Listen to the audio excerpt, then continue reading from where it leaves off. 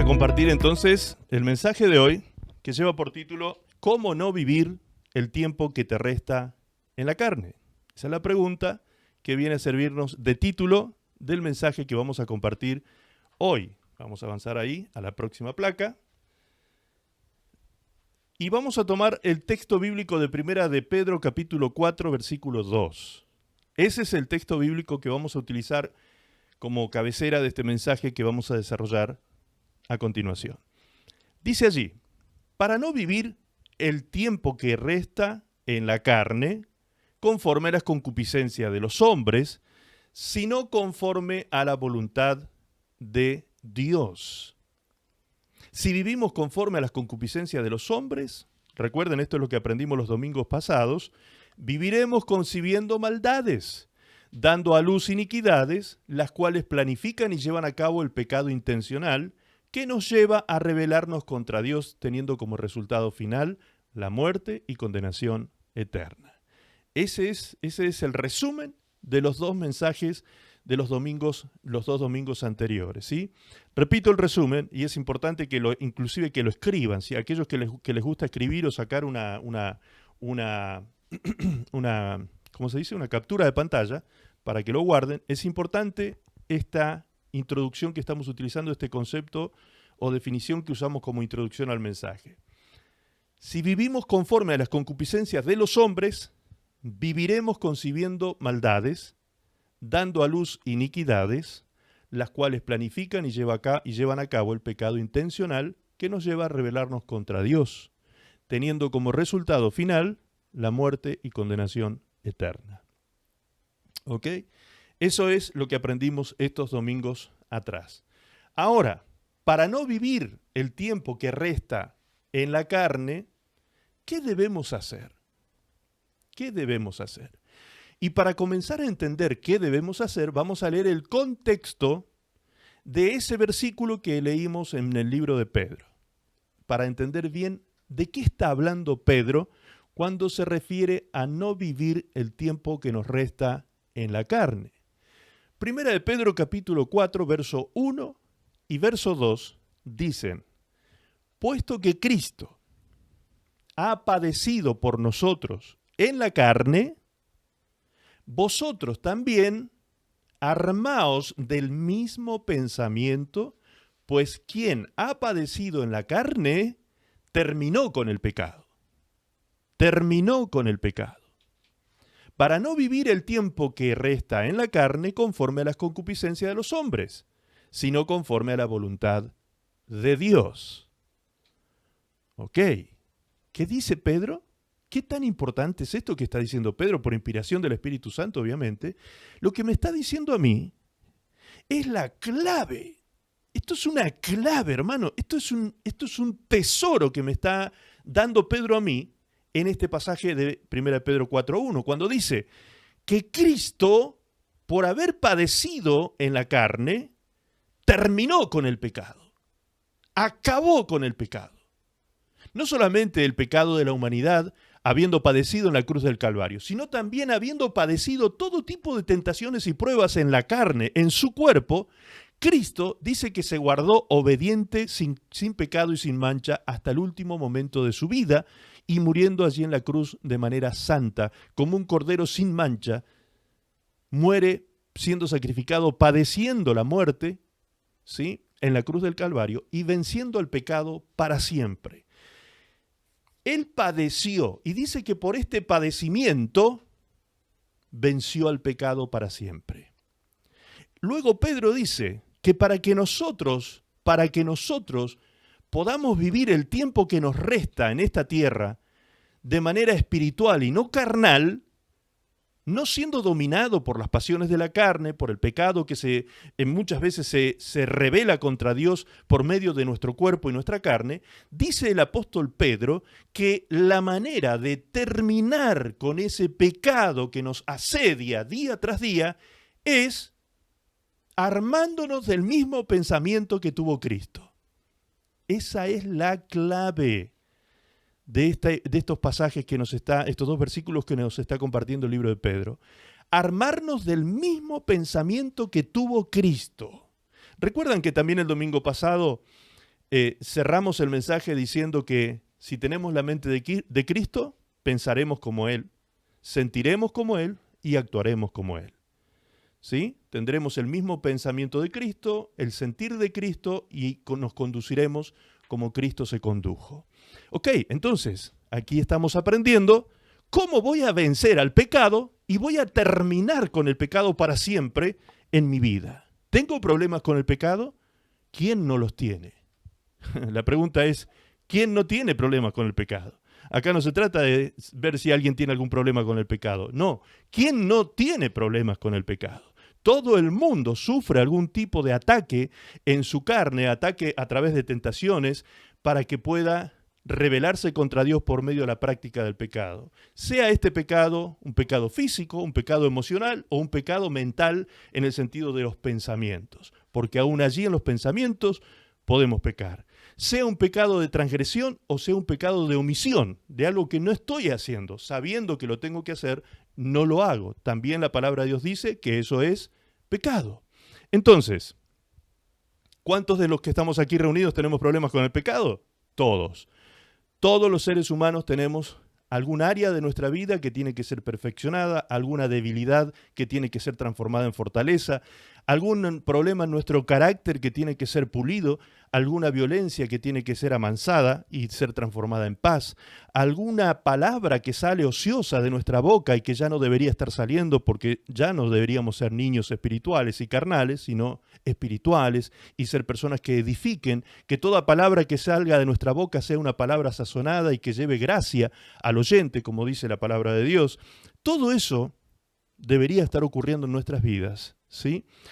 Aprendiendo a depender del Señor, viviendo una vida de fe y por fe real, no una vida ficticia de fe, porque muchas veces también sucede esto, que pareciera que estamos viviendo una vida de fe por lo que decimos con nuestros labios, pero los hechos de nuestra vida niegan nuestra vida de fe. La vida de fe es una vida de obras, porque la fe sin obras es muerta.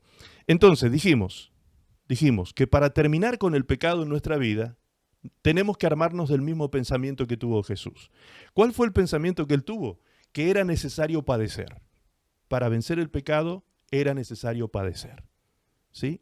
Hay padecimientos que yo voy a tener que sufrir para poder llevar a cabo una transformación en mi vida. Entonces veamos justamente lo que significa la palabra padecer.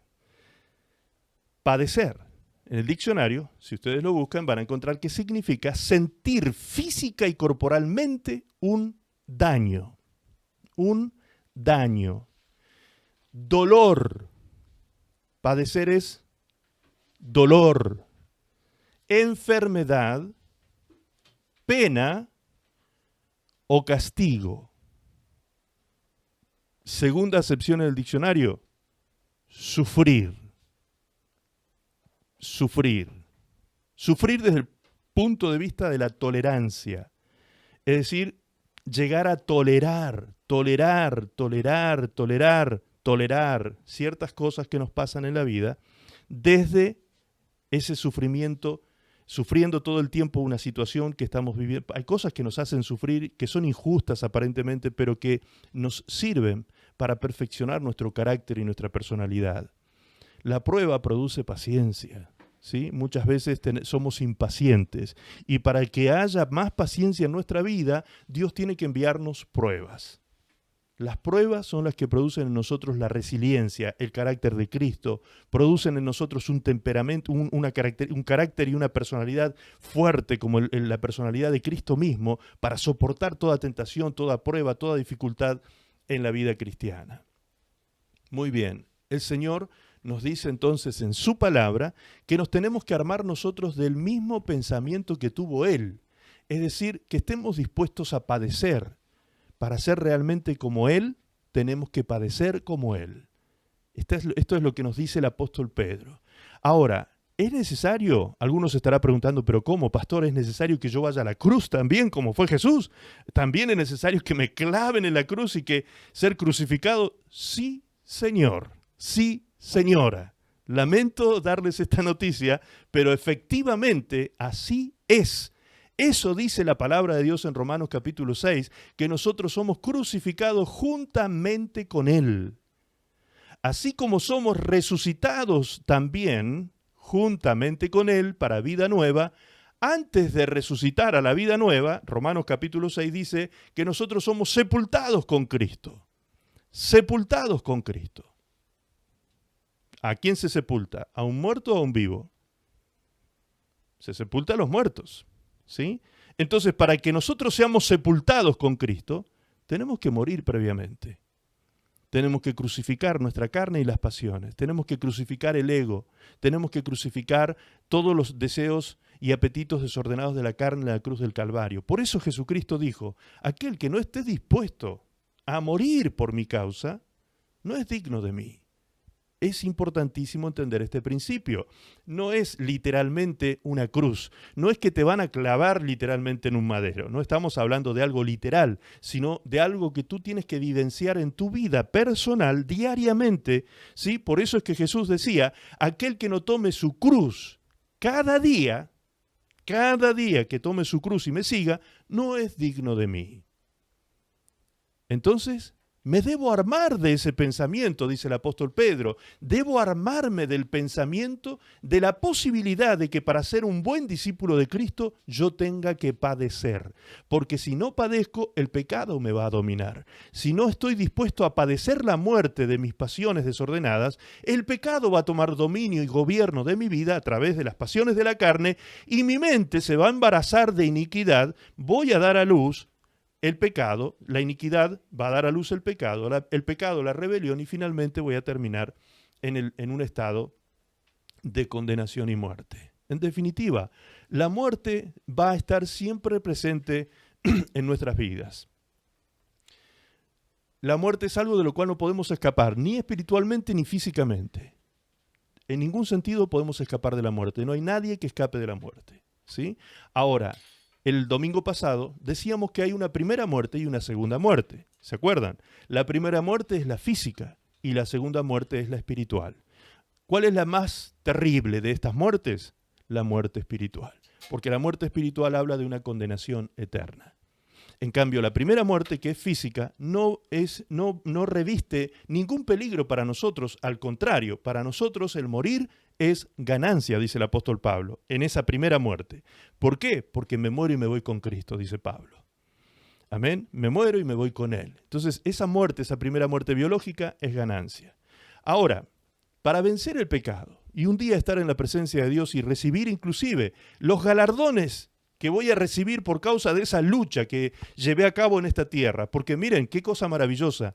Esta batalla que ustedes libran todos los días contra pruebas, tentaciones, dificultades, ¿sí? Todos los días que ustedes sufren retos, desafíos que se nos presentan a diario, todo eso va a ser, el día que vayamos al tribunal de Cristo, recompensado y galardonado por Dios por haber actuado de la mejor manera o de la manera que se esperaba que actuaras como hijo de Dios. O sea que encima que me veo beneficiado en esta tierra porque mi vida va siendo transformada para bien, además tengo esperanza de una herencia eterna, de un premio y un galardón de parte de Dios cuando yo me porté bien. Ahora, fíjense qué básico que es eso en cuanto a educación y qué elemental parece en cuanto a educación. Porque los padres muchas veces hacemos eso con nuestros hijos y les decimos, a ver, si terminas bien el año de estudios, si tienes buenas notas en el colegio, te voy a regalar tal cosa. Antiguamente me acuerdo que se acostumbraba que cuando los muchachitos se recibían en la universidad, los padres les regalaban un auto 0 kilómetros. Eran otros tiempos, ¿no? Pero sucedía eso, ¿sí? Se recibían de la universidad y los padres, chochos que sus hijos atravesaron todos esos años de estudios y salieron victoriosos y recibieron su titulación, ahora se les regalaba un auto 0 kilómetros, ¿sí? Ese era el premio que se les daba. Y el chico sabía que cuando terminaba su carrera o cuando terminaba el secundario, algún premio iba a haber. Parece muy elemental eso, parece muy elemental, pero realmente es así también en la vida espiritual. Nuestro Dios como papá, como Padre nuestro, también Él nos dice a nosotros que si nosotros nos comportamos debidamente, eso va a tener una recompensa en el cielo. Que si nosotros nos comportamos de la manera que a Él le gusta y le agrada, es decir, de manera que a nosotros nos edifique, porque todo lo que a Dios agrada que nosotros hagamos no es ninguna cosa caprichosa que beneficie a Dios. Siempre que ustedes lean un mandamiento de Dios, van a ver que el único beneficiado de cumplir y de obedecer el mandamiento es usted, son ustedes. Nosotros somos los únicos beneficiados, los únicos. Así que, de la misma manera, como funcionamos como padres, ¿sí? Nosotros queremos que nuestros hijos tengan la mejor formación, la mejor personalidad, el mejor carácter, y trabajamos en ellos, los educamos, los formamos, les sembramos en su mente principios, valores. ¿Cuánto trabajo, no? Ser mamá, ser papá, ¿cuánto trabajo? Años de trabajar en ellos para que sean formados. Bien, todo eso a su tiempo dará su fruto. No tengas aflicción por eso. No hay ninguna cosa buena que tú hayas hecho que no tenga recompensa, en esta y en la próxima vida.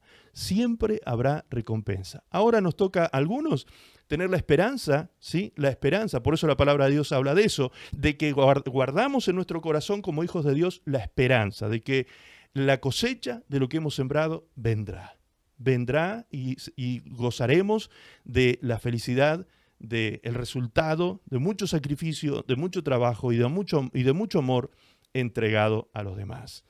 Bien, esto es toda una batalla entonces, es toda una lucha, porque lo más fácil no es eso. Lo más fácil es enojarse, lo más fácil es maldecir, lo más fácil es robar en el trabajo, lo más fácil es portarse mal, lo más fácil es salir de carrete, lo más fácil es tirar el dinero en juegos de azar, lo más fácil es, o sea, eso es lo más fácil, el camino ancho, el camino fácil de caminar y espacioso, como dice la palabra de Dios, pero su fin es camino de muerte. Entonces, todos los días, educarnos y reeducarnos como hijos de Dios es todo un trabajo que tenemos que realizar en nuestras vidas. Fíjense cómo lo expresa el apóstol Pablo en 1 Corintios capítulo 9, versículo 24. 1 Corintios capítulo 9, verso 24, dice: ¿No sabéis que los que corren en el estadio, todos a la verdad corren, pero uno solo se lleva el premio? Corred de tal manera que lo obtengáis. Corred de tal manera que lo obtengáis. Todo aquel que lucha, de todo se abstiene. De todo se abstiene. Ellos, a la verdad, para recibir una corona corruptible. Pero nosotros, una corona incorruptible. Así que yo de esta manera corro, dice Pablo. Yo corro de esta manera, no como a la aventura. De esta manera peleo, no como quien golpea el aire. Sino, escuche lo que dice Pablo ahora, golpeo mi cuerpo y lo pongo en servidumbre, no sea que habiendo sido heraldo para muchos, yo mismo venga a ser eliminado. Amén. ¿De qué está hablando Pablo?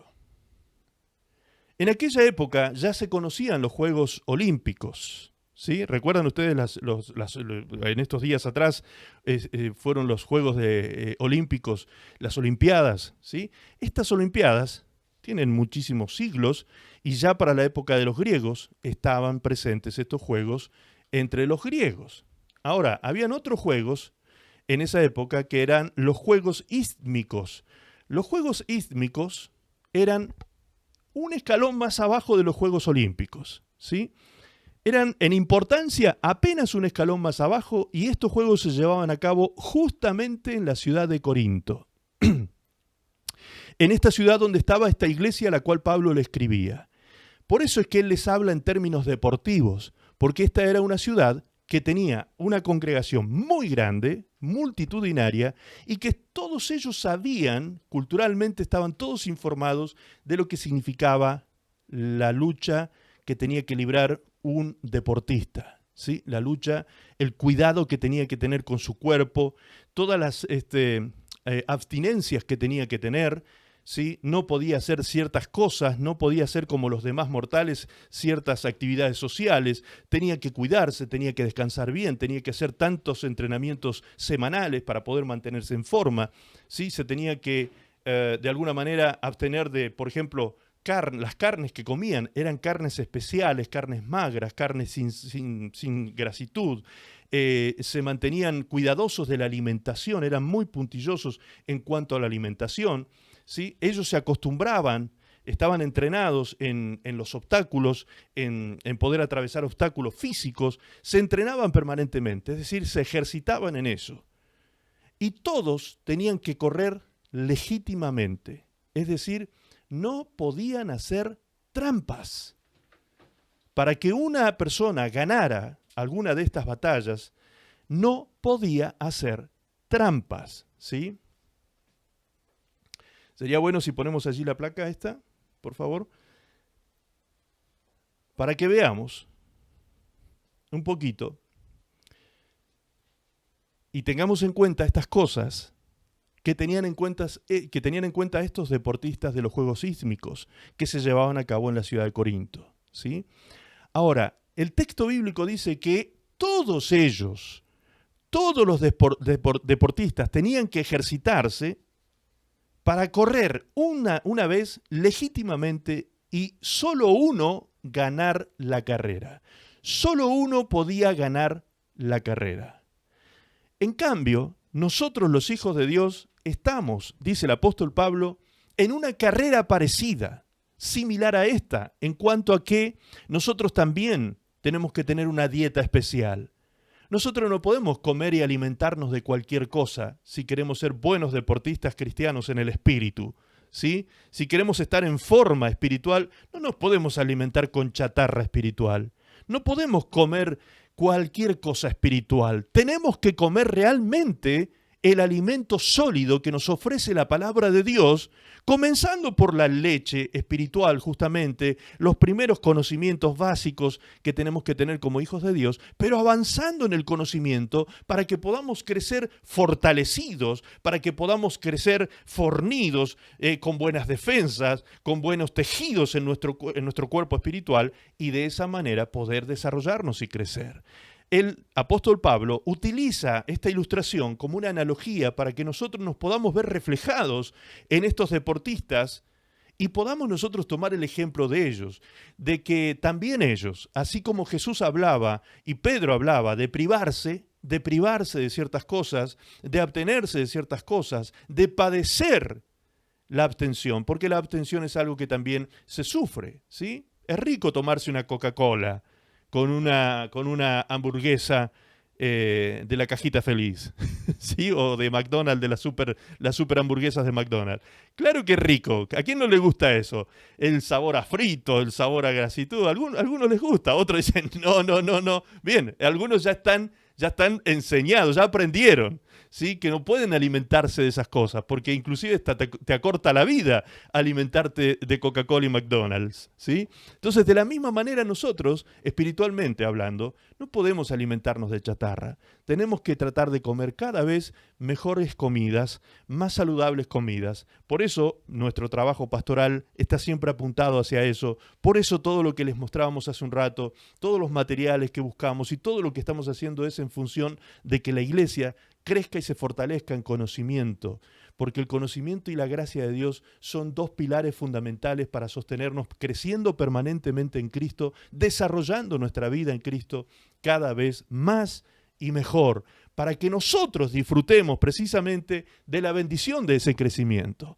Nos hace a nosotros felices crecer en el ámbito natural y también nos hará felices crecer en el ámbito espiritual. Bien.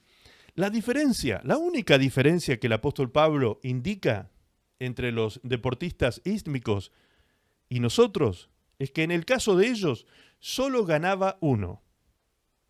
En el caso de una carrera de obstáculos, en el caso de lanzamientos, como vemos aquí en la gráfica, solo ganaba uno. En este caso nosotros, en la carrera cristiana, podemos ganar todos. Todos podemos llegar un día a la presencia del Señor y ganar las coronas. A todos el Señor nos quiere coronar. A todos el Señor nos está esperando en la meta. A todos el Señor nos ha puesto por delante también una carrera que tenemos que en la cual nos tenemos que abstener de muchas cosas malas, de muchos alimentos y nutrimientos mundanos y terrenales que solo traen destrucción a nuestra vida y acortan nuestra vida. Así como la vida física se acorta con una mala alimentación, también la vida espiritual se puede acortar si nos malnutrimos espiritualmente. Debemos entonces, como los deportistas, acostumbrarnos a ser ejercitados en obstáculos, ¿sí? Hasta hay una carrera que viene de aquellos tiempos que se llama carrera de obstáculos. ¿Recuerdan esa carrera? Esa se coloca en las sendas de donde corren los deportistas, se colocan unas vallas, de tanto en tanto, se colocan unas vallas que tienen que ser atravesadas por el buen estado físico de los deportistas. Yo estoy casi seguro que si a mí me mandan a correr en una de esas, en la primera valla quedo enredado, enredado en la valla quedo, ¿sí? En la primera. No alcanzaría a saltarla. ¿Por qué? Porque no hay estado físico para eso. Esos muchachos, esas chicas que corren que hacen esos deportes, uno los ve que saltan metros. El otro día miraba uno de salto en largo en las Olimpiadas. No sé si eran 16 metros, algo así, pero una cosa increíble. O sea, ¿cómo es posible que alguien salte? Es un canguro esa persona. Y sin embargo, ellos lo logran por causa de que están todo el año, y durante muchos años, muchos de ellos vienen desde pequeñitos, ejercitándose día tras día, toda la semana, entrenando, comiendo comidas especiales, una dieta especial, preparándose toda la vida para llegar un día a estar allí y uno solo adquirir el premio. Y encima la corona que recibe es una corona corruptible. Nosotros recibiremos una corona incorruptible. Esa es suficiente motivación para que nosotros digamos, wow, esta carrera sí que vale la pena. Si aquellos quieren correr la carrera de terrenal, la carrera olímpica, bueno, bien, que lo disfruten. Pero yo voy a correr la carrera más grandiosa de mi vida. Voy a correr la carrera más significativa de que puede correr el hombre en su vida, que es la carrera espiritual. Crecer espiritualmente y entrenarme espiritualmente de tal manera que un día logre asirme del galardón, algún día logre llegar a la meta y el Señor esté esperándome con los brazos abiertos al final del camino. Bien, entonces, ¿qué nos enseña esto? Que los que procuran una vida abundante en Cristo Jesús, vida abundante en el sentido de vida eterna, comenzando desde aquí, debemos pelear con esfuerzo contra las lujurias carnales. Y digo esto con esta terminología, ¿sí? Para que nos sacuda un poco el cerebro y podamos entender que las lujurias carnales no solamente son cuestiones sexuales, porque casi siempre se va para ese lado el tema. No, las lujurias carnales tienen que ver con los apetitos desordenados de la carne, que muchas veces pasan por cuestiones que ustedes dirán, pero ¿eso es apetito desordenado? Sí, señor. Por ejemplo, un TOC. Hay gente que tiene una obsesión compulsiva de comprar. Comprar. ¿Sí? Hay gente que tiene ese tipo de apetito desordenado. No tiene nada que ver con lo sexual. O quizás sí. De pronto hay alguna raíz que tenga que ver con eso. Pero a buenas y primeras, superficialmente analizando la situación, cuando vemos un comprador compulsivo, nunca vamos a decir, uy, esta persona qué lujuriosa carnalmente. Generalmente lo que hacemos es relacionar lo lujurioso carnal con lo sexual. Pero en realidad eso también es apetito. Es un apetito desordenado. Es, como se dice técnicamente y en la actualidad desde el punto de vista psicológico o psiquiátrico, un TOC, un trastorno obsesivo compulsivo. ¿Sí? Hay muchas personas que tienen este tipo de cosas en su personalidad y que tienen que ver con los apetitos desordenados de la carne. Ahora, ¿es bueno eso? ¿Está bueno lo que le está pasando a esa persona? Claro que no. Claro que no, eso se sufre.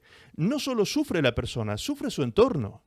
Sufre su entorno, el entorno familiar puede sufrir también ese tipo de TOC que está teniendo esta persona. El apóstol Pablo enfatiza este consejo a los de Corinto, a esta iglesia de Corinto. Expone ante sí mismo y ante ellos el peligro de rendirse a los deseos carnales, cediendo al cuerpo y a las lujurias y los apetitos de la carne. El apóstol Pablo, lo que está diciendo, además de poner esto como ejemplo, esta analogía que él hace de los juegos ístmicos que se hacían allí en Corinto, está diciendo además que si nosotros queremos correr legítimamente esta carrera, tenemos que abstenernos, igual que ellos se abstienen, de ciertas cosas que podrían alimentar la carne. La palabra de Dios dice que si yo alimento o proveo para la carne, en realidad estoy proveyendo para muerte. Pero si yo proveo para el espíritu, nutro mi espíritu, le doy nutrición a mi espíritu, entonces estoy proveyendo para la vida. Y no solo una vida aquí bendecida, sino una vida eterna y abundante en Cristo Jesús. Entonces es sumamente importante tener cuidado, como dice Pablo, de que corramos legítimamente y teniendo cuidado de nosotros mismos, de nuestro propio cuerpo. Por eso él, voy a volver atrás a la placa donde leíamos recién en Corinto, él dice, en el versículo 27, 9:27, dice, sino que golpeo mi cuerpo y lo pongo en servidumbre. Golpeo mi cuerpo y lo pongo en servidumbre. No sea que habiendo sido heraldo para otros, yo mismo venga a ser eliminado. Yo golpeo mi cuerpo, dice Pablo. Bien, cuando esta figura se la lleva al ámbito religioso, esto de golpear el cuerpo, hay unas cuantas personas de distintas corrientes religiosas y algunas pseudocristianas que mal entendieron este pasaje bíblico y han llevado esto que Pablo dice de golpear su cuerpo, lo han llevado al plano físico. Al plano físico. Es decir, literalmente golpean su cuerpo. Literalmente. Hay ciertos sacerdotes que toman, ¿cómo se llaman estos? Látigos, y se golpean sus cuerpos, se golpean y laceran su cuerpo en esos momentos donde ellos están flagelándose para presentar un sacrificio delante de Dios, un sacrificio vivo, santo y agradable. De esa manera interpretan esos textos bíblicos. Muchos rezan sobre granos de trigo, de arroz, de maíces, cosas así. Inclusive nuestras generaciones de 50 para arriba, que hemos tenido alguna experiencia con religiones católicas, por ejemplo, ¿sí? Muchas todavía de estas generaciones recordarán que cuando niño rezábamos de esa manera. El sacrificio físico era algo bien visto porque dentro de la doctrina de estas religiones se considera que el sacrificio vivo, bien digo, libera poder, que el sacrificio físico libera poder espiritual. Y eso no tiene consonancia con ningún texto bíblico, con ninguna doctrina sistemática bíblica. Cuando el apóstol Pablo dice que golpea su cuerpo, no está diciendo literalmente que lo hace. Recuerdan que les he dicho en varias oportunidades, la palabra de Dios, hay textos de la Biblia que son literales y se deben interpretar literalmente. Pero hay textos de la Biblia que son simbólicos, se utilizan ilustraciones para poder dar a entender un concepto. Esto es lo que está utilizando Pablo aquí en este pasaje bíblico. Él está usando la ilustración del que corren los Juegos Ístmicos, de los deportistas de aquellos juegos tan importantes de la ciudad de Corinto.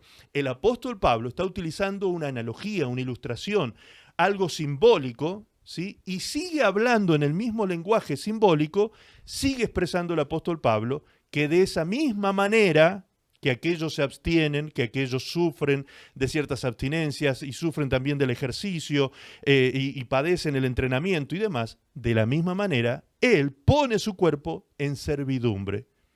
Y a esto Pablo le llama golpear el cuerpo.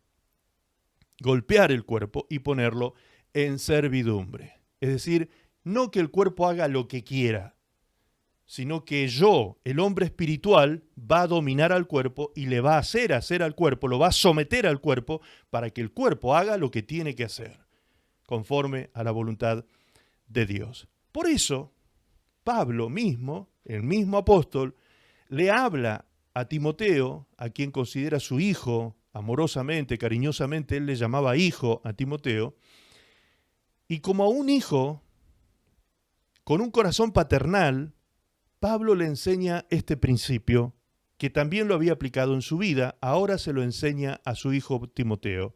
Le dice así en 1 Timoteo 4:16. Ten cuidado de ti mismo. Ten cuidado de ti mismo y de la doctrina. A ver con qué te estás alimentando. ten cuidado de ti mismo y de tu alimento espiritual. Persiste en ello. O sea, no solamente le dice ten cuidado hoy, ten cuidado de ti mismo mañana, pasado y toda tu vida ten cuidado de ti mismo. Y toda la vida ten cuidado de qué te estás con qué te estás alimentando espiritualmente, es decir, de la doctrina. Persiste en ello, pues haciendo esto, fíjense cuál es el resultado. Te salvarás a ti mismo y a los que te oyeren. ¡Wow!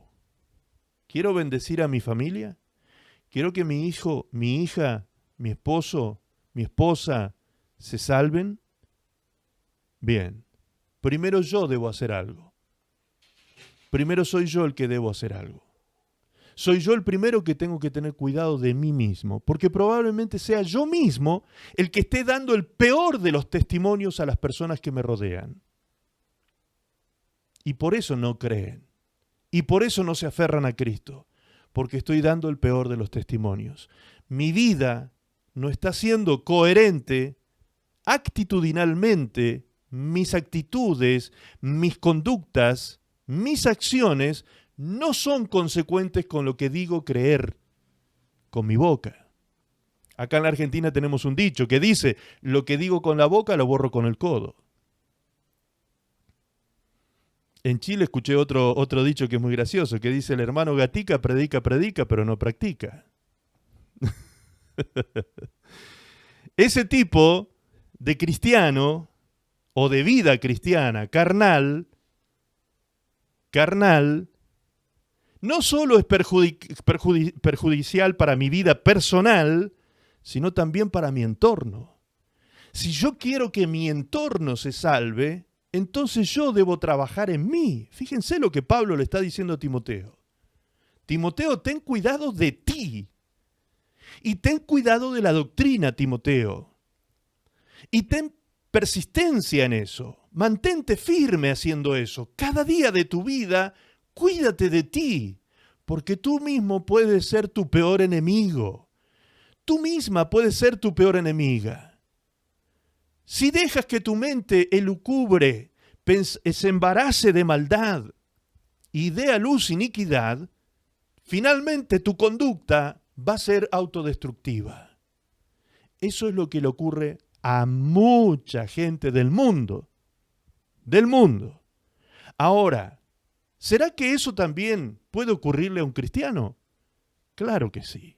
Si el cristiano no hace estas cosas, va a vivir una vida de correr y correr muchas veces, de comenzar carreras como los corredores olímpicos. ¿Vieron cuando los corredores están en la raya de inicio donde comienzan? Están todos apostados allí en posición de arranque, ¿sí? Y de pronto escuchan el disparo y todos salen corriendo de una manera frenética, impresionante la velocidad que toman esas personas. Bien, ¿qué pasa con muchos cristianos? Están en la meta, están en el punto de salida, en el punto de largada. Muchos están así como preparados y están listos. Y cuando escuchan el escopetazo, algunos salen corriendo y quedan a los 3-4 pasos, quedan tirados. ¿Qué pasó? Faltó fortaleza, faltó vigor, faltó tejido espiritual. No hubo resiliencia espiritual para mantenerse corriendo, ¿sí?, durante toda la carrera y llegar a la meta. Eso ocurre muchas veces. Y yo veo personas que tienen el mejor corazón y las mejores intenciones porque lo intentan una y otra vez, y siempre se quedan tirados allí a 2 o 3 pasos de la salida. Bien, ¿qué está faltando? ¿Qué está faltando? Algo falta, algo está fallando, algo me está faltando. El apóstol Pablo le dice al mismo Timoteo, ejercítate en la piedad. Ejercítate en la piedad. Es decir, que si yo quiero ejercitarme para fortalecer mis tejidos espirituales, yo me tengo que ejercitar en la piedad todos los días. No es una cuestión circunstancial, no es algo de momento. Por ahí se me ocurre y hago algo bueno. No se trata ni siquiera de tener la buena intención.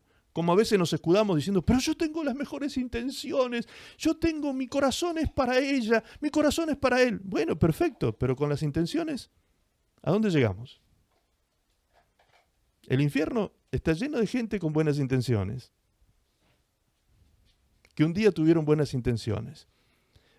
La palabra de Dios nos enseña que nosotros como hijos de Dios no tenemos que vivir de intenciones, tenemos que vivir de acciones, porque la fe es acción. La fe es obra, porque la fe sin obras es muerta. Repito ese concepto. La fe sin obras es muerta. Es decir, que nuestra vida cristiana tiene que ser una vida de acción, una vida dinámica, una vida en movimiento. El cristianismo no es una simple motivación o una emoción. Nosotros no vivimos por emoción, vivimos por convicción. Por convicción vivimos nuestra vida cristiana. ¿Me explico? Entonces no se trata de vivir emocionados. No se trata de que yo predique un mensaje y tú termines de escuchar el mensaje, ¡ay, súper emocionado y súper sensibilizado! ¿Y qué sales a hacer? El sermón no termina cuando yo digo amén. O mejor dicho, el sermón no comienza cuando yo digo, hola hermanos, bendiciones, vamos a empezar la predicación. No, el sermón comienza cuando yo termino de predicar aquí. Ahí comienza el sermón realmente a vivirse. La predicación de la palabra comienza a vivirse, empieza a ejercitarse cuando terminamos aquí, cuando se cierra el Zoom y usted queda viviendo su vida personal, allí comienza recién a ponerse en práctica lo que hoy estamos aprendiendo, lo que ayer aprendimos, lo que antes de ayer aprendimos, y así sucesivamente. Porque cada día, fíjense, respecto a esto del cada día, respecto a lo del cada día, yo veo en mi observación pastoral que todas aquellas personas que se comprometen todos los días con leer el devocional que enviamos y todas las reuniones que pueden estar están, aprenden y reciben conocimiento, esas personas crecen rápidamente, desarrollan su vida personal y cristiana de manera rápida, efectiva, eficaz, eficiente. No así aquellos que veo solamente los domingos. Los hermanos que se conectan solamente los domingos porque tienen muchas cosas que hacer en la semana, tienen mucho trabajo, mucha cosa terrenal que hacer, bien. Pero ni siquiera se dan el tiempo por la mañana de leer el devocional muchas veces. Y solamente están los domingos aquí. Esas son personas que lamentablemente un domingo los dejamos de ver. Al siguiente domingo tampoco están. Y después, 3, 4, 5 domingos de pronto aparecen. Y aparecen con lamentos. Aparecen lamentando lo que están viviendo. Muchos de ellos preguntándose, ¿y por qué será que a mí me pasan estas cosas? Porque no estás haciendo lo que debes, obvio. La culpa no la tiene Dios de lo que nos pasa. Siempre los responsables de lo que nos pasa somos nosotros. Nosotros somos los que hacemos o dejamos de hacer lo que deberíamos y por eso afectamos nuestra vida y nuestro entorno. ¿Me está entendiendo? ¿Se entiende hasta ahí? Ok.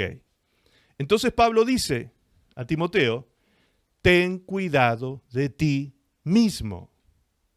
No seas tu propio enemigo. No te dejes engañar por ti mismo, por los deseos de la carne, por los pensamientos. ¿Se acuerdan que leíamos el domingo pasado? Los deseos de la carne y los pensamientos son los que son afectados para terminar dirigiendo nuestra conducta. Entonces, aquí el apóstol Pablo le dice a su hijo Timoteo, Timoteo, hijo amado, ten cuidado. ¿De qué? Si los imaginamos en un diálogo, ¿de qué tendría que tener cuidado Pablo? Imagínense a Timoteo sin saber nada de lo que Pablo le iba a decir. Timoteo, ten cuidado. ¿De qué tendría que tener cuidado? Y quizás Timoteo comience a imaginarse cosas de las cuales tendría que cuidarse, pero nunca se imaginaría quizás la respuesta de Pablo. Timoteo, cuídate de ti mismo. Ten cuidado de ti, Timoteo. Tú puedes ser tu peor enemigo. Tú puedes ser el que te autodestruyas. Tú eres el responsable de lo que te pasa, bueno y malo.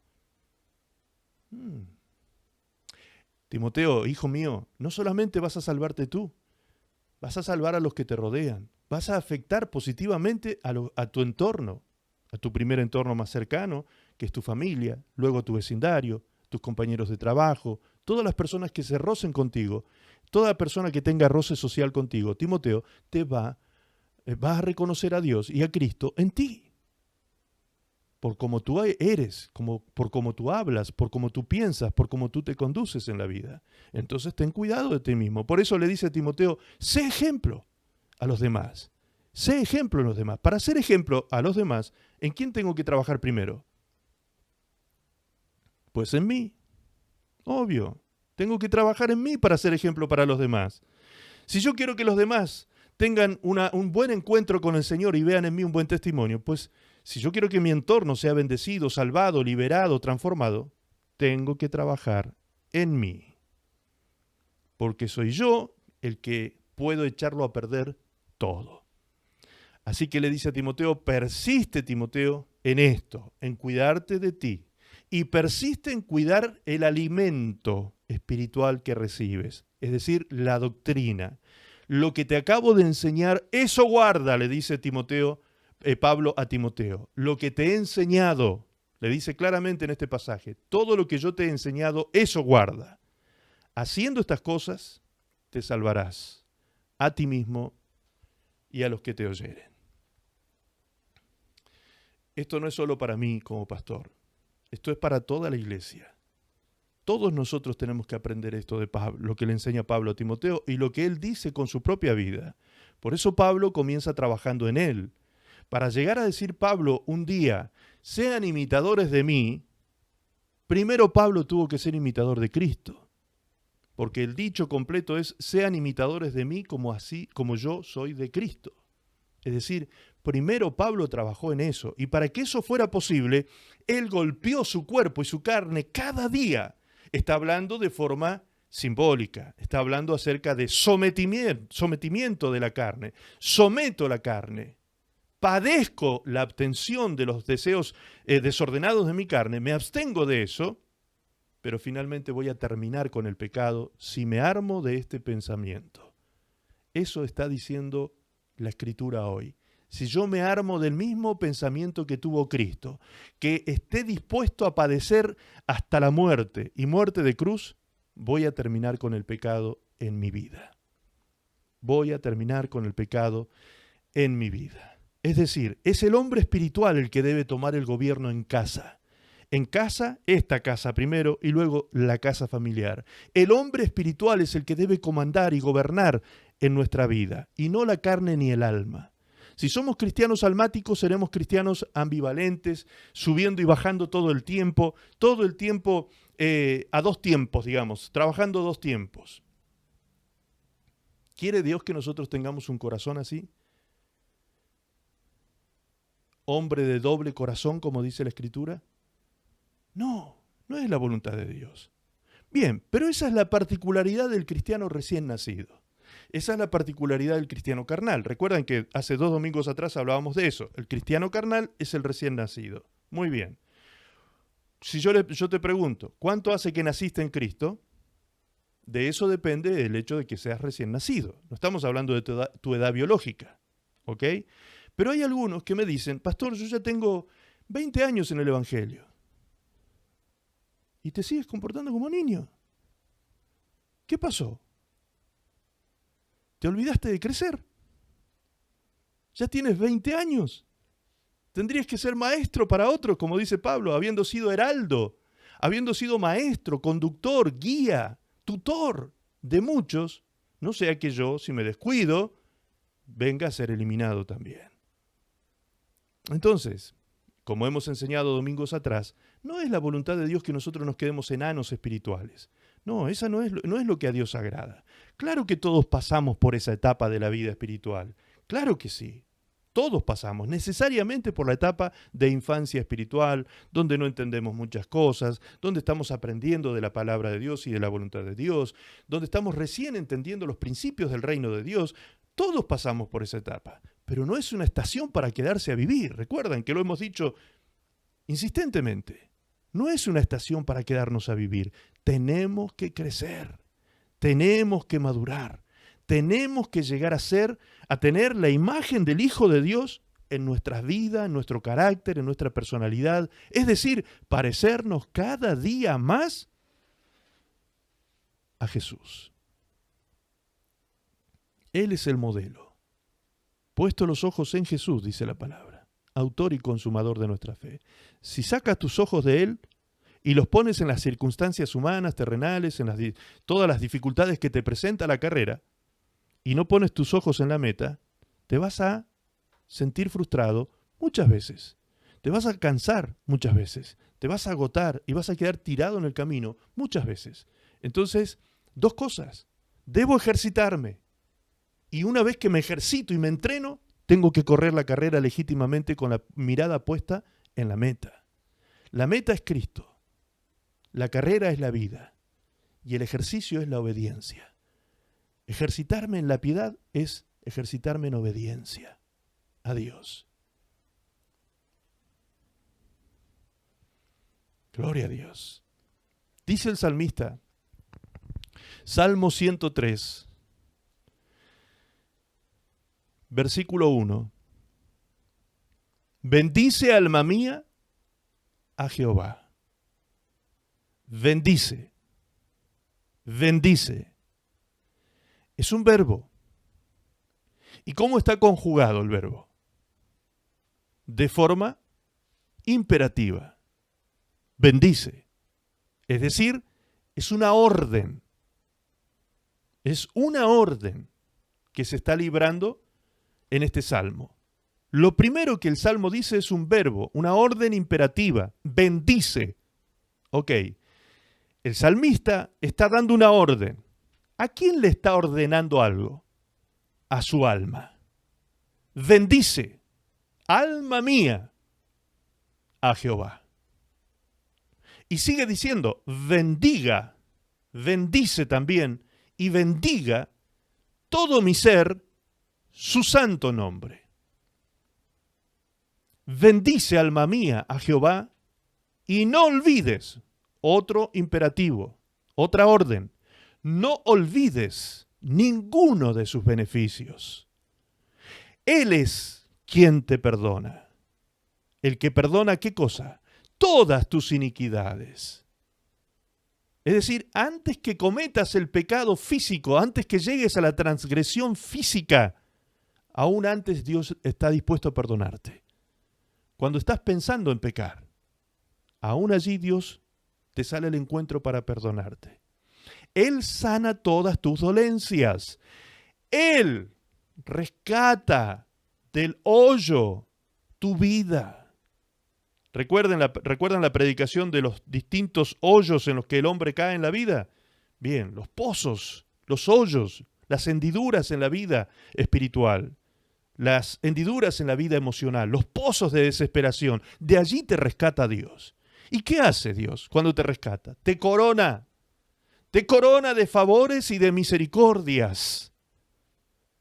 Él sacia de bien tu boca, de modo que te rejuvenezcas como el águila. Amén. Bendice. ¿Quién está recibiendo la orden? El alma. Entonces no es el alma el que está hablando, la que está hablando. No es esa parte del ser humano la que aquí se está expresando. Las palabras salen de otra parte, no del alma.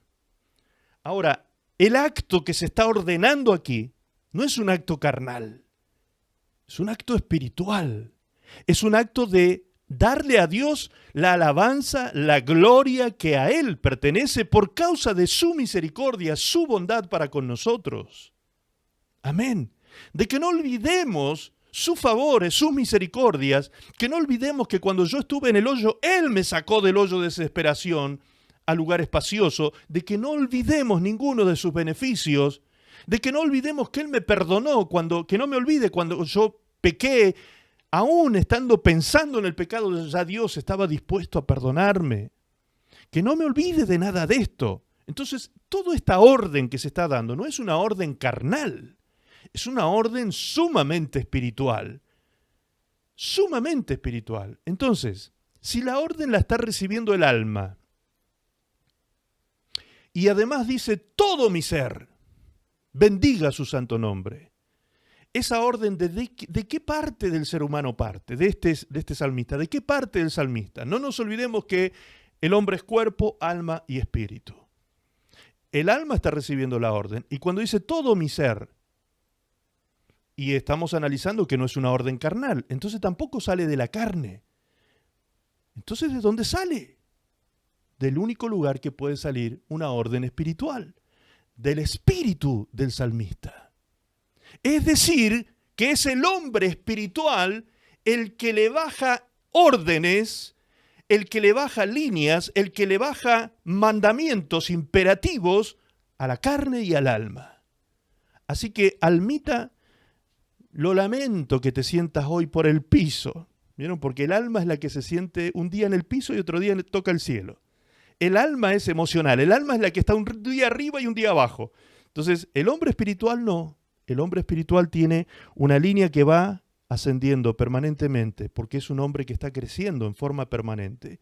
Y cada vez toma mayor gobierno y mayor dominio sobre el alma, sobre las emociones y sobre la carne. Así que carne, no vas a hacer lo que tú quieras. Carne, no vas a salir por ahí a hacer lo que se te antoje. No, no, no. Tú vas a hacer lo que yo quiera, dice el Espíritu. Así que cuerpo y alma están sometidos al hombre espiritual. El hombre espiritual es el que debe gobernar el alma y el cuerpo. Ay, pero hoy, en vez de estar aquí en la reunión, muy carnal esto que voy a decir, pero bueno, hay quienes lo piensan. Podría estar mirando un partido de fútbol, podría estar en el bar tomándome una cerveza, podría estar... Sí, claro que podrías hacer todo eso, claro que sí. Todo te es lícito. Todo te es lícito, dice la palabra. Pero no todo te conviene. Te conviene estar aquí alimentando al hombre espiritual, entendiendo, conociéndote a ti mismo y conociendo a Dios. Esto te conviene, esto te alimenta, esto te nutre, esto te fortalece, esto te aclara el camino, esto te da entendimiento sobre cómo debe ser nuestra vida en Cristo. Que no es una vida religiosa, es una vida dinámica de interrelación con Dios permanente. Todos los días crecemos un poquito, aunque no te des cuenta, todos los días, cuando tú comienzas a alimentarte correctamente, con la nutrición correcta, comienza tu cuerpo a crecer. Hubo un devocional que hace pocos días atrás se compartió, donde yo les hablaba del crecimiento y cómo nosotros no percibimos el crecimiento. Fíjense que todo el mundo habla de crecimiento, todo el mundo quiere crecer, todo el mundo, en todo sentido, económico, financiero, familiar, matrimonial, relacional, personal. Perfecto.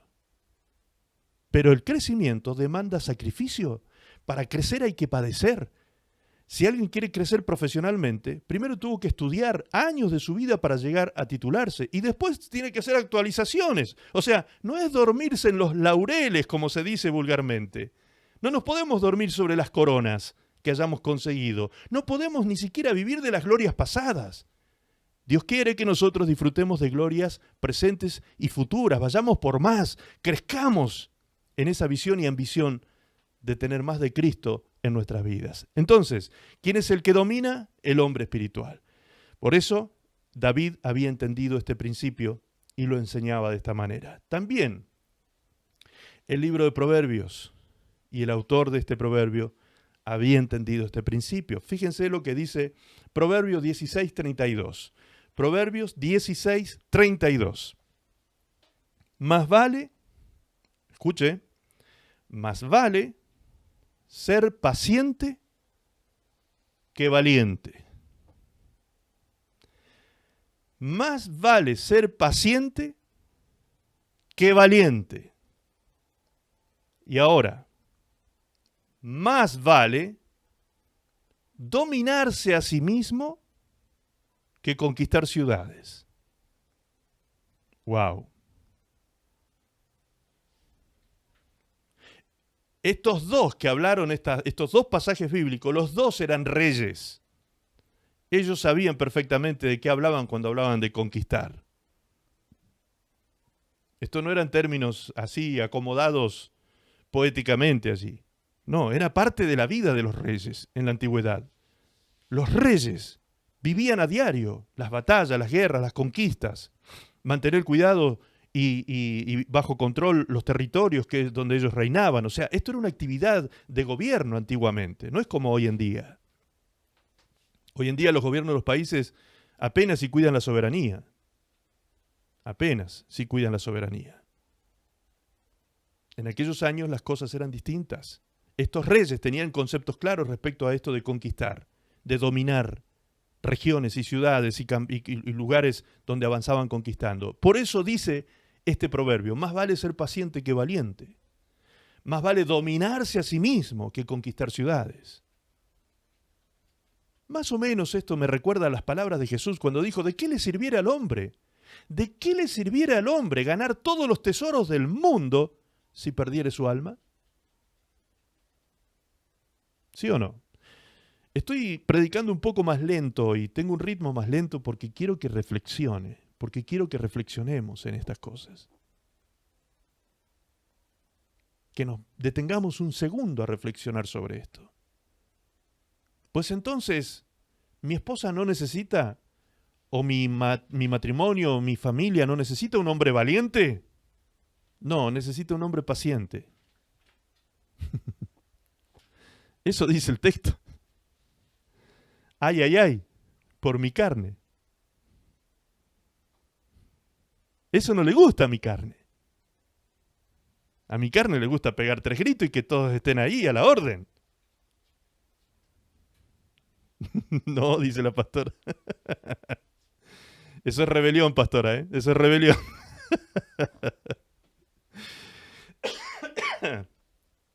Entonces, ¿qué necesita una esposa? ¿Un hombre valiente o un hombre paciente? ¿Qué dice el texto? Un hombre paciente. ¿Qué es mejor que salir a conquistar por ahí? Conquistarme yo mismo. Dominarme yo mismo. Gobernarme yo mismo. Eso es mejor, dice la palabra. Amén. Eso es mejor. Si yo no hago eso, va a pasar lo que Pablo le dijo a Timoteo. No me voy a salvar ni yo. Entonces soy yo el que tengo que salvarme y mi entorno tiene que ser positivamente afectado. Para eso me tengo que conquistar. Tengo que avanzar sobre mí, no sobre los otros. Ah, porque tú esto, porque tú lo otro, porque tú aquí, tú allá. Siempre se apuntamos, desde que el hombre es hombre, ¿eh? Cuando Adán y Eva pecaron, ¿qué le dijo Adán a Dios cuando le dijo, ¿qué hiciste, Adán? ¿Qué hiciste? Oh, la mujer que tú me diste. Le echó la culpa a Eva y a Dios también. De paso, la que tú me diste, Señor. La que tú me diste. Qué tremendo, ¿no? Desde que el hombre es hombre, ha tomado esa conducta. ¿Por qué? Hay un dicho que dice, bueno, desde que se inventaron las excusas, nunca más nadie quedó mal. Entonces, para quedar bien, excusamos. Excusas por aquí, excusas por allá, pero esas excusas no nos transforman. Esas excusas nos impiden ser transformados y de crecer, nos impiden el crecimiento. Entonces dejemos las excusas de lado, como hace el niño. El niño siempre está poniendo excusas y avancemos en el crecimiento. Ay, pastor, pero qué molesto se vino hoy con el mensaje. Y sí, amado, si no te lo digo yo que soy tu pastor, ¿quién te lo va a decir? ¿Quién te lo va a decir? Con todo el amor y respeto que tú te mereces, y tú sabes que te amo y te respeto, pero te lo tengo que decir. Te lo tengo que decir. No te lo va a decir el profesor de la universidad, no te lo va a decir el policía de la esquina, no te lo va a decir el médico, ni el juez te va a enseñar la voluntad de Dios. Entonces, ten paciencia. Y haz como dice Pablo, soportándonos en amor los unos a los otros, edificados en el amor. Es decir, sopórtame en amor. Porque el soportarme en amor te va a edificar a ti. Te va a edificar a ti. Amén. Vamos hacia el final del mensaje. Mateo. Fíjense cómo lo expresa aquí en el libro de Mateo, lo que dice Mateo aquí, cómo lo escribe. Mateo 11, versículo 12, y vamos a leerlo después en otra versión, que nos va llevando mucho más claridad a la PDT. En el 11:12 de Reina Valera dice, desde los días de Juan el Bautista hasta ahora, el reino de los cielos sufre violencia y los violentos lo arrebatan. ¿Quiénes arrebatan el reino de los cielos? Los violentos. Ah, pero entonces hay que empezar a agarrar a trompadas a medio mundo. ¿A quién hay que pegarle? No, no se trata de esa violencia. Se trata de que tú seas violento contigo mismo, como dice el apóstol Pablo. Tú te tienes que golpear. Tú te tienes que... La violencia autoinfligida en el sentido no literal de pegarte con un látigo, ¿sí? De rezar o orar sobre maíces y granos. No se trata de sacrificios físicos en ese sentido, sino de un sacrificio vivo, santo y agradable, como dice Romanos 12, de presentar tu cuerpo y tu vida en obediencia a Dios. En obediencia a Dios. Amén. Dice este mismo pasaje bíblico en una versión de lenguaje sencillo. Desde los días de Juan el Bautista hasta ahora, el reino de los cielos ha venido avanzando contra viento y marea, y los que se esfuerzan logran aferrarse a él. Los que se esfuerzan logran aferrarse a él. Entonces, hay un padecimiento, hay un esfuerzo, hay algo que yo tengo que hacer. Es sinérgico. No es monergista esta cuestión. No es una sola energía. No es que Dios vino a salvarme y Dios hizo todo. Yo no tengo que hacer nada. ¿Por qué? Por gracia. No, Señor. Yo también tengo que hacer mi parte. Yo también me tengo que esforzar. Soy yo el que voy a tomar la decisión de morir. Soy yo, así como dice el salmista, que el hombre espiritual le va a dar la orden al alma y a la carne y le va a decir, bendigan a Dios. Bendigan a Dios, es una orden. Es una orden. Bendigan a Dios. Y no se olviden, carne, alma, no te olvides de ninguno de los perdones que Dios tuvo de ti. Todas las misericordias que Dios tuvo contigo. Te perdonó todas tus iniquidades, carne, alma. Todos tus sentimientos inicuos fueron perdonados. No te olvides de eso, alma. Ese es el hombre espiritual, que va dominando los sentimientos. ¿Recuerdan ese devocional que les dije que ustedes podían medir su crecimiento a través de sus sentimientos? Porque mucha gente habla así. Uno le pregunta a las personas cuando se saluda por ahí en la calle y le dice, hola hermano, ¿cómo estás? Y acá ando medio bajoneado. Ese es el hombre sentimental. ¿Vieron?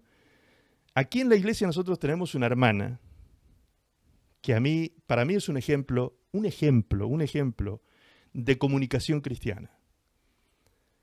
Y que gracias a Dios la tenemos como directora de Oasis Kids. La hermana Indira Núñez. Yo no sé si ustedes han tenido la oportunidad de conversar con ella alguna vez o de chatear con ella.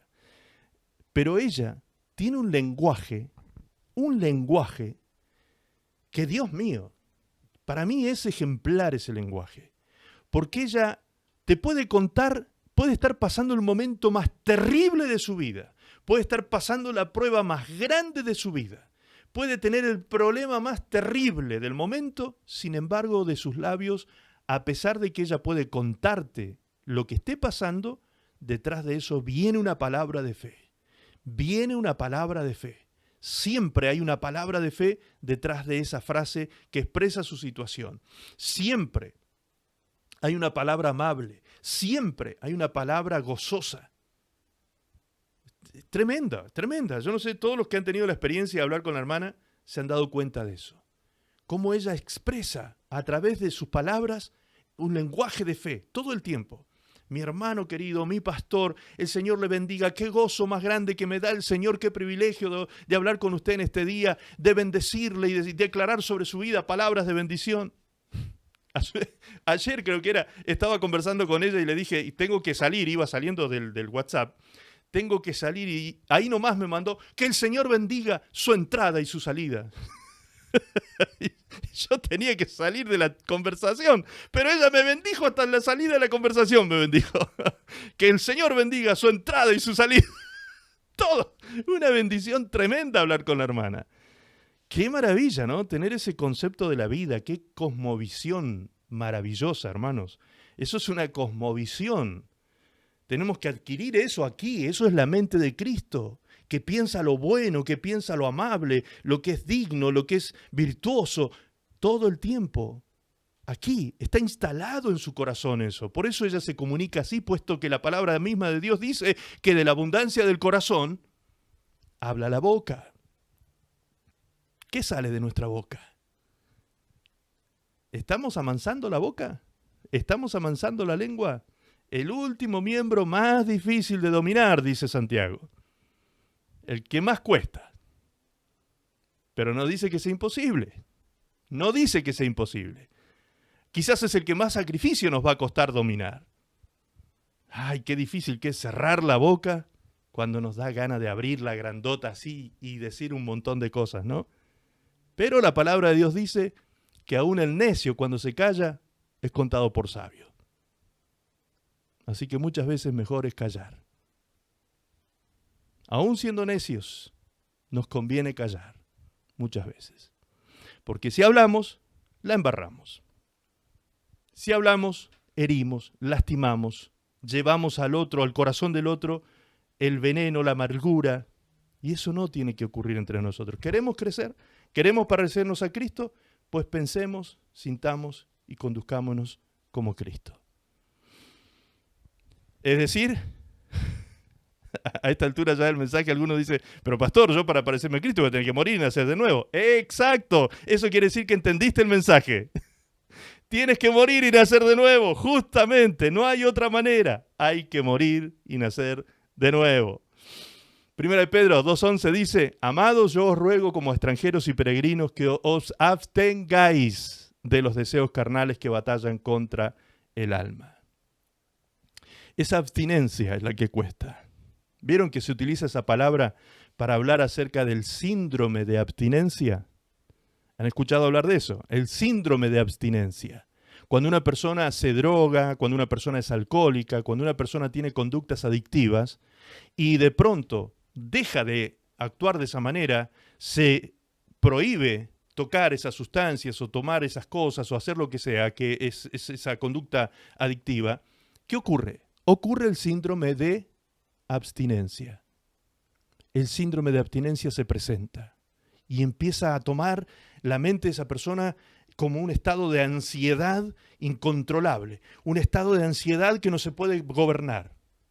Bien, yo he estado en centros de rehabilitación cristianos, uno muy conocido, muy amado por nosotros también, el ministerio de los hermanos Ped, del pastor Ped y toda su familia que se han dedicado toda la vida a administrar el centro Reto a la Vida, donde tienen muchos internos con problemas de adicciones. Yo estuve en dos, uno en Córdoba y uno en Buenos Aires. En Buenos Aires habían 80 internos y en Córdoba 100 internos.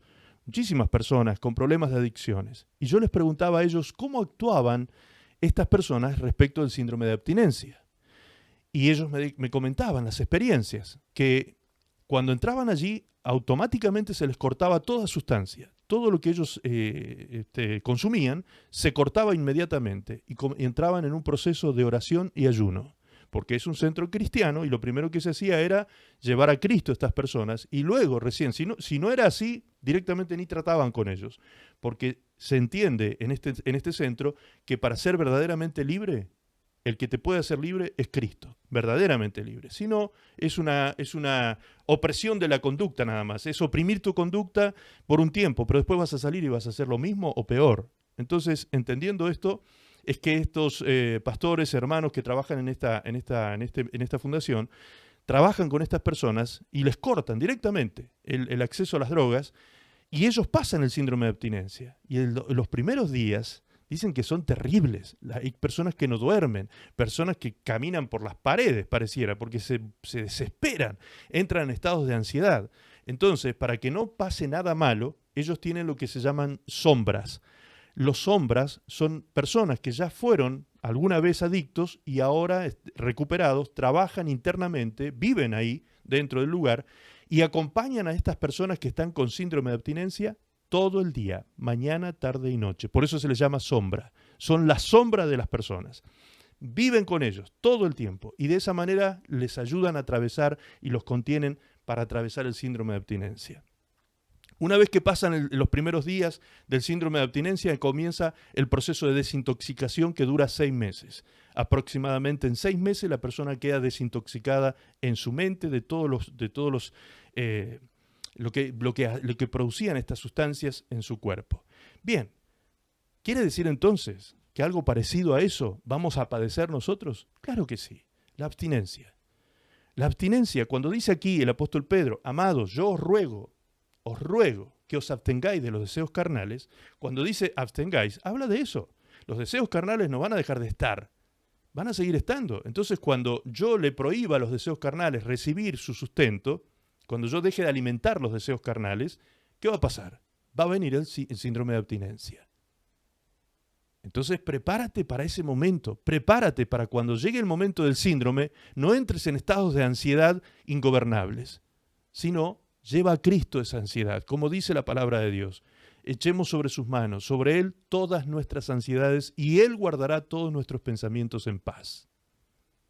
Él guardará nuestros pensamientos en paz. Esa es la verdadera solución a nuestros problemas, hermanos. Esa es la verdadera solución. Entonces, cuando Pedro dice, absteneos de los deseos de la carne, está diciendo, absteneos de la voluntad de la carne y de los pensamientos, de lo que ésta incita por medio de la concupiscencia. De eso nos está hablando.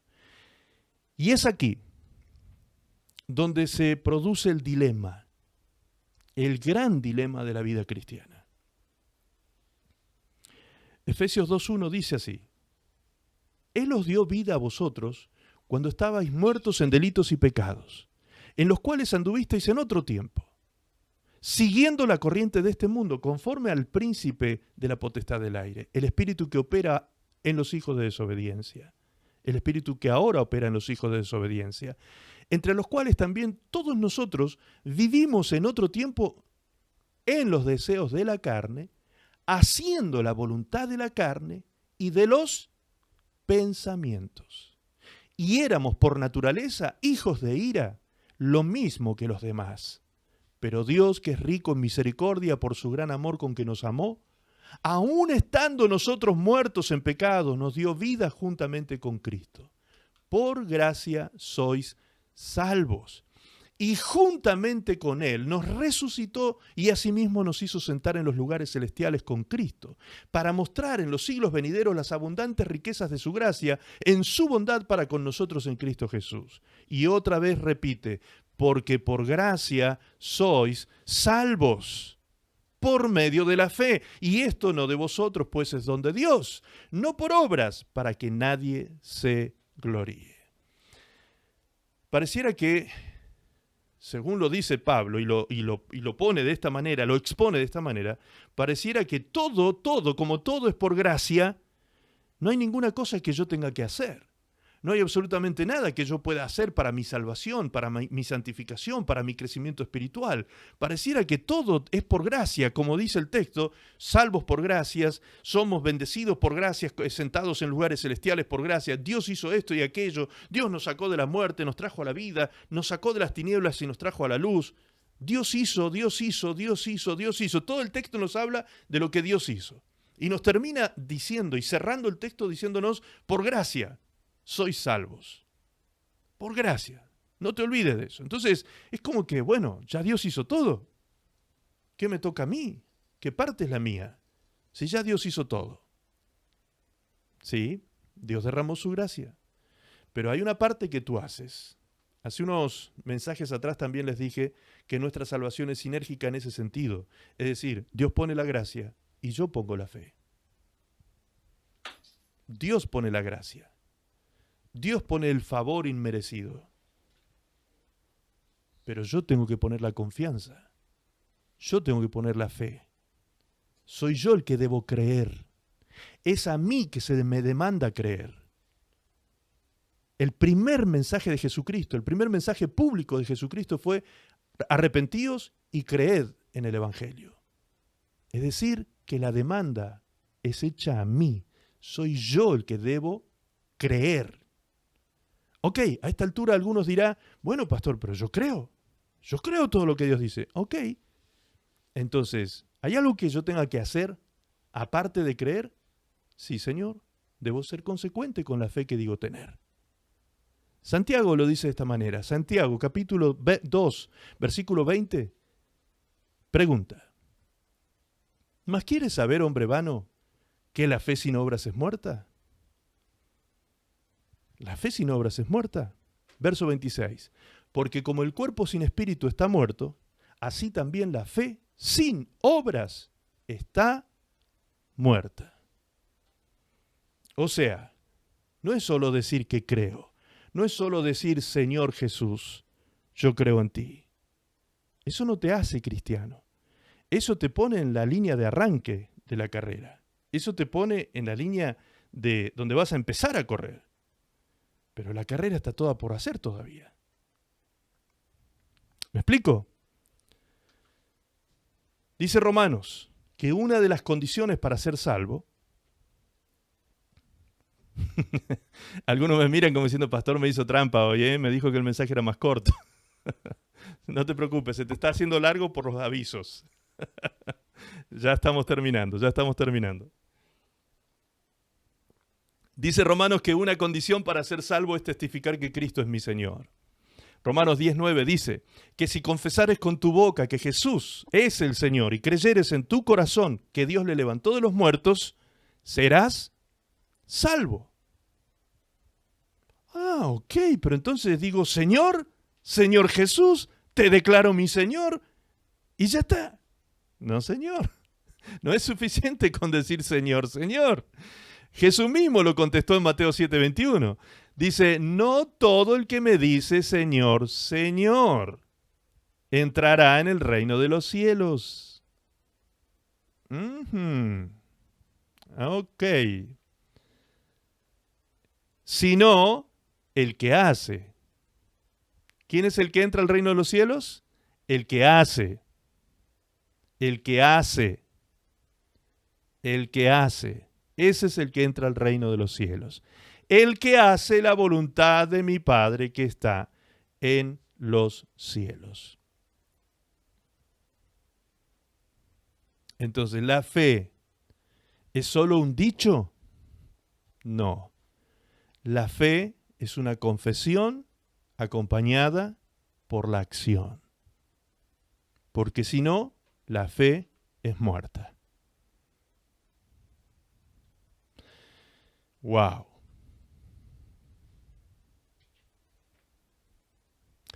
Si yo digo creer, el mismo apóstol Santiago, ahí, el mismo autor Santiago, dice ahí en ese texto, dice que ninguna diferencia tengo yo con los demonios. Ninguna diferencia. Si yo digo creer, dice, bien haces. Si tú crees que Dios es uno, bien haces. Los demonios también creen y tiemblan. Los demonios también creen y tiemblan. Ahora pregunto, ¿tú tiemblas delante de Dios? Ah, no, yo no. Ah, bueno, entonces estás en desventaja. Los demonios están más convertidos que tú. Qué razonamiento, ¿no? Duro el asunto. Hoy está con todo el Señor ahí con esta palabra, ¿eh? Tremendo. Y sí, lo dice así claramente. Santiago 2:18 dice, pero alguno dirá, tú tienes fe y yo tengo obras. Muéstrame tu fe sin tus obras y yo te mostraré mi fe por mis obras, dice Santiago. Así que si alguno dice tener fe, ok, muéstrame sus obras, dice. Y yo te voy a mostrar que tengo fe por mis obras. ¿Tú crees que Dios es uno? Bien haces. También los demonios creen y tiemblan. Qué terrible. Es terrible este pasaje, ¿eh? Es tremendo, porque nos pone en comparación, hermanos. ¿Tú crees que el Señor es uno? Sí, bien haces que Dios es uno, es cierto. Los demonios también lo saben, creen eso, pero ellos tiemblan delante de Dios, ¿eh? ¿Mas quieres saber, hombre vano, que la fe es sin obras muertas? Ahí viene el cierre. ¿Por qué está diciendo eso Santiago? Porque él nos está queriendo hacer entender que el cristianismo no es solamente decir, en el cristianismo hay que hacer. Es evidente que nuestra salvación es por gracia, es por medio de la fe, la cual debe ser acompañada por obras, básicamente obras de obediencia a Dios. Esta obediencia es la que implica esfuerzo, implica muerte, implica dolor, implica sufrimiento y padecimiento. De ese pensamiento me debo armar para terminar con el pecado. Amén. Gloria al Señor. Terminamos con esto. ¿Cómo me armo, entonces, de ese pensamiento? ¿Cómo me fortalezco en el Espíritu? ¿Cómo hago, Señor, para tomar toda esta gracia que tú tienes para mí? ¿Cómo hago para llenarme de las virtudes que tienes para mi vida? Y el Señor nos responde, orando. Por ahí comienza todo. Orando.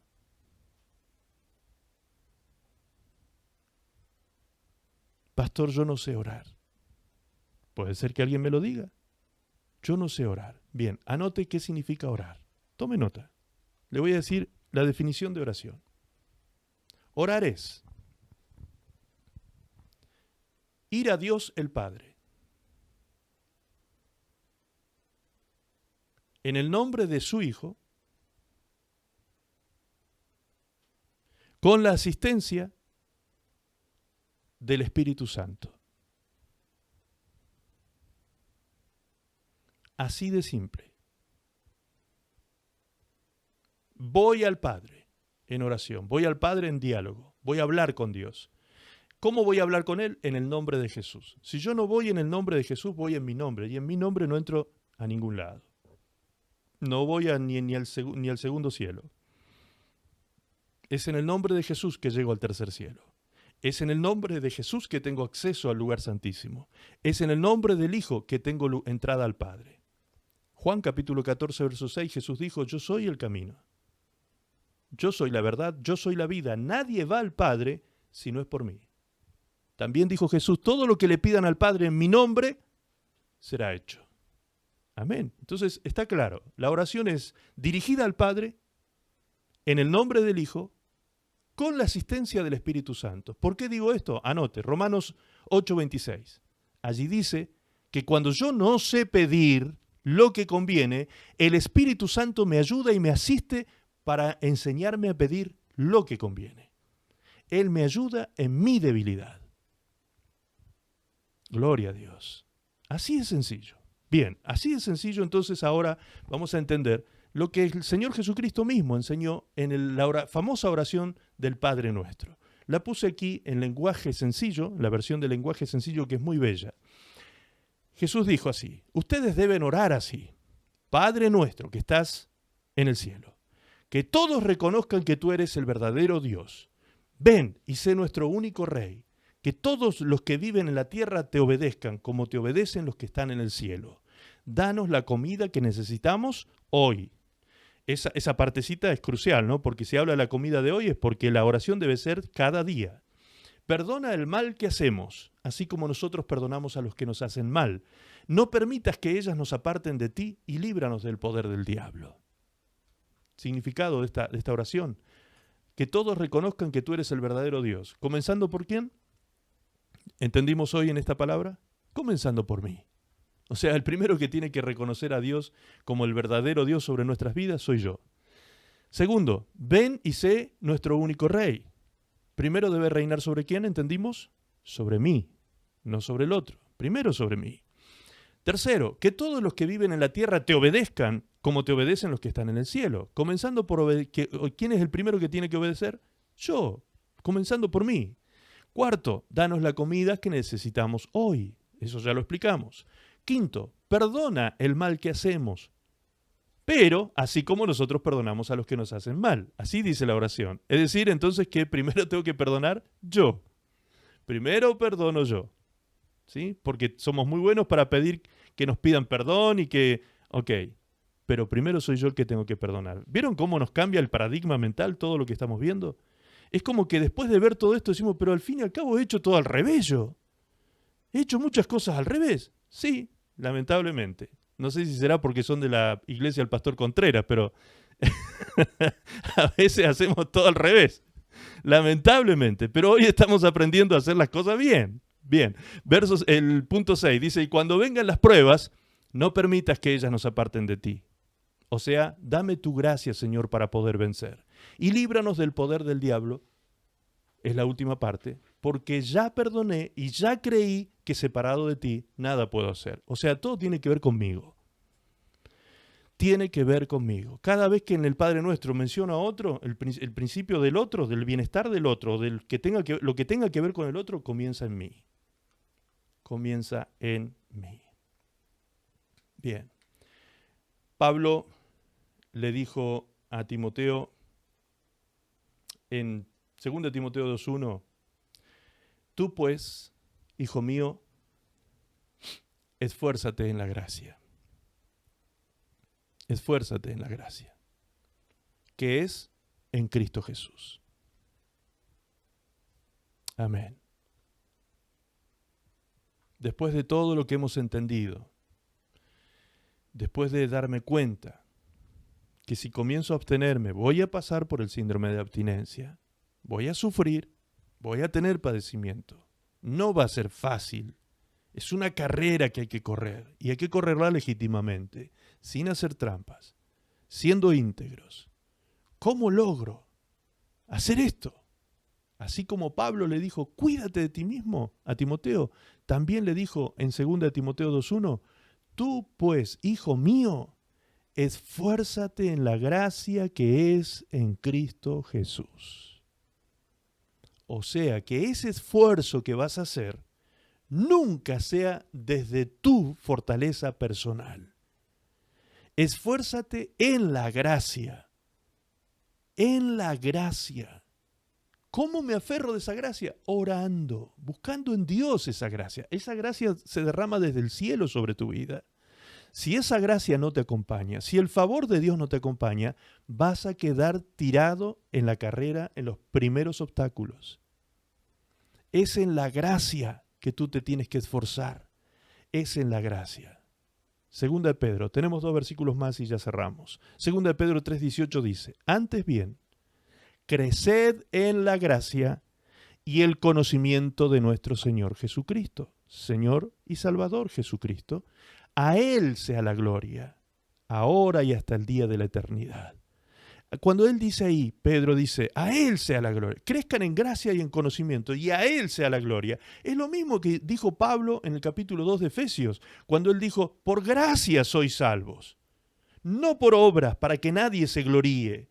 Es decir, no hay nada que yo pueda hacer para mi propia gloria. No, siempre todo lo que logremos en la vida cristiana será para la gloria de Dios, porque será por su ayuda, su asistencia, su poder que obra en mí. Y siempre será por gracia. Entonces yo debo crecer en esa gracia. Ahí está la clave. Ahí está la clave. Me voy a armar del pensamiento que tuvo Jesús. Voy a estar dispuesto a padecer y sufrir en la carne para hacer la voluntad de Dios. Pero no lo voy a hacer con mi fuerza física, carnal o personal. Lo voy a hacer por medio de la gracia, buscando la fuerza de Dios en mí, pidiéndole que me llene de su espíritu para que sea su poder en mí el que me ayude a vencer el pecado y la tentación. De esa manera, si crezco en gracia y crezco en conocimiento, mi vida va a ser salva y salvaré a mi entorno. Conclusión, si es tan importante esta gracia para poder seguir creciendo, si es tan importante el conocimiento de Cristo y su gracia, finalmente el Señor nos dice esto. La palabra de Dios nos dice esto. Hechos 13:43 dice que una vez despedida la congregación, muchos de los judíos y de los prosélitos piadosos siguieron a Pablo y a Bernabé, quienes hablándoles les persuadían a que perseveraran en la gracia de Dios. Esa es la conclusión de este mensaje. Si yo quiero vencer el pecado, tengo que perseverar en la gracia. Si quiero vencer las tentaciones, si quiero atravesar pruebas y dificultades, si me quiero ejercitar en la piedad, tengo que permanecer en la gracia de Dios. Sin su gracia es una desgracia nuestra vida. Sin su gracia nuestra vida es una desgracia. Amén. Gracias, Señor. Padre, te agradecemos en esta tarde por esta palabra. Señor, te agradecemos infinitamente porque tú nos guías, nos enseñas, nos muestras nuestro caminar y andar a diario, cómo debe ser, cómo debemos vivir nuestra vida cristiana. Señor, muchas gracias por esta palabra que nos edifica, nos fortalece, nos bendice y nos está preparando como iglesia para ir al encuentro tuyo, Señor. Señor, esta es una iglesia que cada día se está santificando, se está fortaleciendo, cada día está dejando atrás la vieja vida, la vieja naturaleza para aferrarse a la nueva en Cristo Jesús y crecer en aquel que es la imagen perfecta, Cristo Jesús, nuestro gran modelo. Señor, no permitas que nuestros ojos se desenfoquen. Señor, fortalécenos para que podamos vivir enfocados en Cristo y vivir enfocados en tu palabra y en tu verdad. Ayúdanos, Señor, a crecer en gracia. Ayúdanos a crecer en conocimiento. Ayúdanos, Señor, para que podamos realmente desarrollar nuestra vida en Cristo por medio de esa gracia. Señor, que en los momentos de abstinencia, que en los momentos en que estemos batallando contra las pasiones de la carne, en los momentos en que estemos siendo tentados, en los momentos en que estemos padeciendo, venga tu Espíritu Santo a asistirnos, Señor, dándonos la fortaleza moral y espiritual que necesitamos para atravesar en victoria toda dificultad, toda prueba, toda tentación, todo momento de crisis que tengamos por delante. Gracias, Padre, por tu santo evangelio, por tu santa palabra, que con sabiduría nos enseña, Señor, a vivir nuestras vidas de forma coherente con la fe que hemos abrazado en Cristo Jesús, nuestro Señor y Salvador. Perdona, Señor, nuestros pecados. Perdona, Señor, nuestras iniquidades. Perdona, Señor, nuestras rebeliones. Y aún perdónanos, Señor, si nos estamos embarazando de maldad. Perdónanos, Señor, de principio a fin. Ten misericordia de nosotros y ayúdanos. Límpianos de toda maldad, Señor, para que podamos crecer, sin estar arraigados al pasado, sin estar tomados del pasado, sino mirando para adelante, hacia el futuro, importando en este tiempo, Señor, el presente, importando las cosas que realmente son importantes de atender y no vivir como el mundo vive, apagando incendios, atendiendo urgencias y dejando de lado lo importante. Gracias, papá, porque muchos aquí, a través de esta palabra, están recibiendo transformación. Muchos aquí están siendo transformados, Señor. Está comenzando una profunda transformación en los paradigmas del hombre espiritual, para poder gobernar el hombre almático y el hombre físico. Gracias, Padre, por tu palabra. En el precioso nombre de Jesús te damos gracias. Amén y amén.